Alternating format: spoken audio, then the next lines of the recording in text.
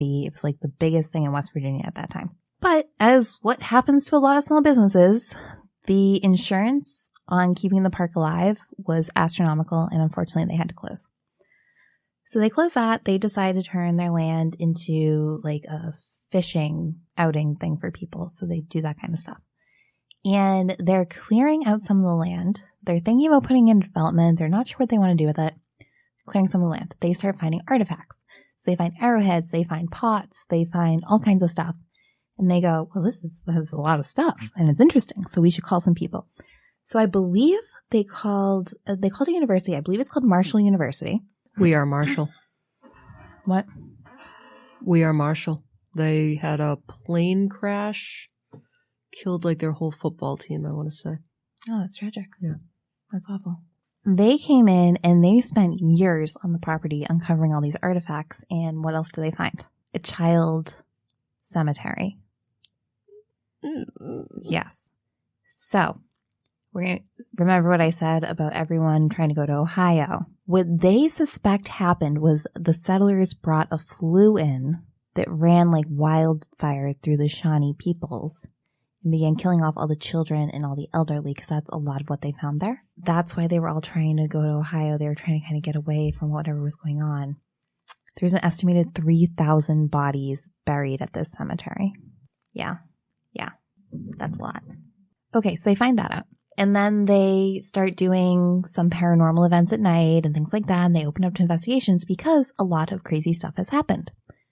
The first is that Gaylord White, the guy who bought it in the 1980s, claimed to have seen a ghost there. So he was out on his tractor, and he said when he was on his tractor, he felt this heaviness on his shoulders. It was happening a few nights in a row. And then he decided to turn around and look one day. And all of a sudden, out of thin air, a young girl in a white ruffled dress appears with blood all over her dress. He just stares at him. He said he wasn't afraid, but he said, well, if you like my tractor so much, you can have it. And he got off the tractor and he went inside, and that tractor was still there on the property, not touched, not moved, well into the 1990s. So not scared. Not scared at all. One of his sons, Gaylord White II, also said he saw that girl one day and that she was just staring at him. And while she was staring at him, he couldn't move. He had paralysis. He just could not move. Wearing the same exact thing. Some other paranormal investigators also say they've seen this young girl, also just staring at them. A lot of TV shows. This is one of the most haunted places in America. So a lot of TV shows have been there. The Discovery Channel, when they went, a woman got stuck in the bathhouse or a ticket booth. I believe it was the ticket booth that had a push door, and she was pushing on it. This door had no lock and she could not get out of it. And she was very upset, very panicked. They finally got her out because they heard her screaming, and she had to be rushed to the nearby hospital in Princeton because she was so panicked and just out of it that she actually had to be hospitalized, which is wild. They say on the swings, you can see swings moving. Gaylord White passed away, and Gaylord II passed away. And now Chris Gaylord and his mother, and I think one of their other siblings, own the park now. Mrs. White said that they have video, like surveillance video, of one of the latches on the Ferris wheel, like opening and closing on its own with no one around. And she says she knows that's her husband, and he's still there because he always would check the latches. And it's like a thing to her to let her know he's okay. And then Gaylord II also passed away, I want to say in 2013. And she said that a photo was taken that appears to have his apparition on a bus that he often worked on the property. And that's the story. Neat. Yeah. So what do you think of that one? There was a lot going on in there. Yeah. I had to do a lot to not interrupt as you went through the whole thing. Starting back with the Mitchell Clay family that they went in. One of the things that immediately came to mind, having been exposed to a lot of different versions of history, I actually wonder how much of what happened to his family was legitimately true. Like, did his son really get scalped? What happened to the daughter? She was stabbed? She was stabbed. And then the other son burned at the stake. I just wonder how much of that really happened versus how much of it was just kind of put out there as a story in order to vilify the Native Americans, the Shawnee people. Well, they had already moved out by that point. That's why they got him in Ohio. Well, but they had left because of the flu that came in and was making them all sick? Presumably. I'm not totally sure. Okay. Well, It just, I try to take with a grain of salt, especially in 1775, where there would have been a lot of hostility by them, but it wasn't really until the 1820s and 30s that it got like nasty violent with the Trail of Tears and, that's separate. Well, yeah, but it's stories like this about, my family, I had a kid get scalped and somebody else got stabbed and then my third kid was burned at the stake would have been fodder for, this is why the savages can't live here anymore. We have to get rid of them. So that's just kind of like that was my gut reaction to that was, questioning whether or not, well, did that stuff really happen? Because it was an ongoing truth that people would make up these stories in order to make the Native Americans seem like less than human. No, I would believe that all that happened. Yeah. I mean, these people came and moved into their land and now they're hunting in their locations and you don't know what the kids might have done or what the parents might have done before that. I mean, we don't have a before story. Right. We don't know what kind of interactions or negotiations took place before that. But then the idea of the boy being burned at the stake, all I could think was Melisandre and the Lord of Light, which doesn't mean anything to you, but I bet a lot of our listeners will remember when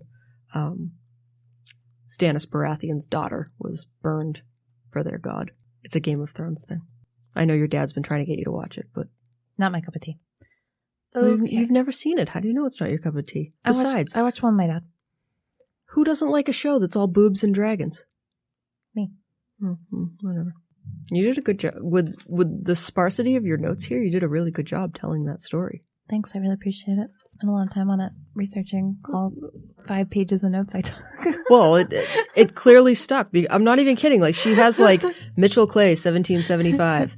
And I have 5 lines of notes that I scribbled down like, 2 minutes before we started. Yeah, she's not even exaggerating. It says like 1920. Might say widow. Snidow? Snidow. That's when Snidow bought it. And in 1966, closed. Death. Like these were some pretty impressive notes just to jog her memory. So well done. Thanks. Okay, so do we have anything else for this week? Do we have any reviews? We got a lot of reviews, but no one left us any comments. No comments? Have a look at this. I really did like that giant koala that he sent us, that video. I thought that was a riot. On the topic of manifesting, in which I include poltergeists, as they are usually found to occur when a preteen or teen is around, and only happens when they're around and is often focused on one or both of the parents that they may have had issues with. My now adult daughter and a few of her friends were talking about ghosts one evening, and I was offering my experiences and the logical debunking of many through a scientific process, when I started to feel a weird sensation that someone was standing next to me and was sucking energy from me. This would be okay if it was in an empty old haunted house, but it was in a brand new house in a new suburb on what used to be a stock paddock. I was standing with my back to a curtained window and all the others in the room sitting on the floor facing me. Initially, I thought the feeling was just because of the subject we were discussing, but then I noticed that as we were talking, my daughter would make furtive glances to my right, as if looking at something. After a few minutes of this, I stopped talking and asked her to stop that. Others asked what she was doing, and I replied that she was manifesting a fake spirit just to the right of me. Others exclaimed in surprise as they also saw the darker silhouette next to me, but assumed only they could see it, and that it was possibly an after effect of looking at me and then to the mostly empty curtain behind me as I was to one side of the window. I said no, it's my daughter manifesting the entity by drawing energy, mostly from me.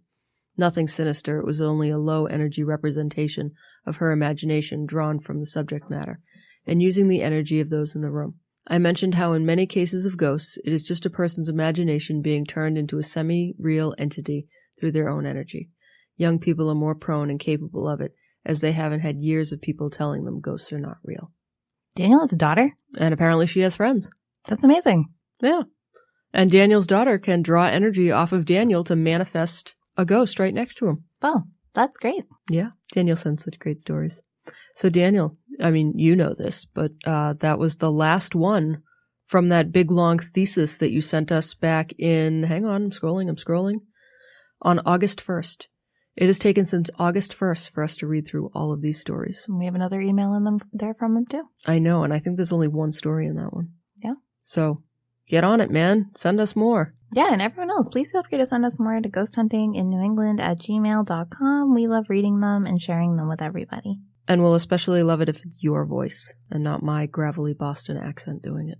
Okay, so is that all we got for this week, Beth? I think so. Are you sure we didn't have a Facebook review? Mm-hmm. Yeah, that's all I have. All right. Well, thank you guys so much for listening. As always, thank you to Aaron Schilb for doing all of our music. You guys can find us on Facebook or Instagram at Ghost Hunting in New England, on Twitter, Ghost Hunting NE. Send us an email, ghosthuntinginnewengland@gmail.com, or a carrier pigeon to Somerville Media Center. Thank you guys so much for listening, as always, and happy hunting.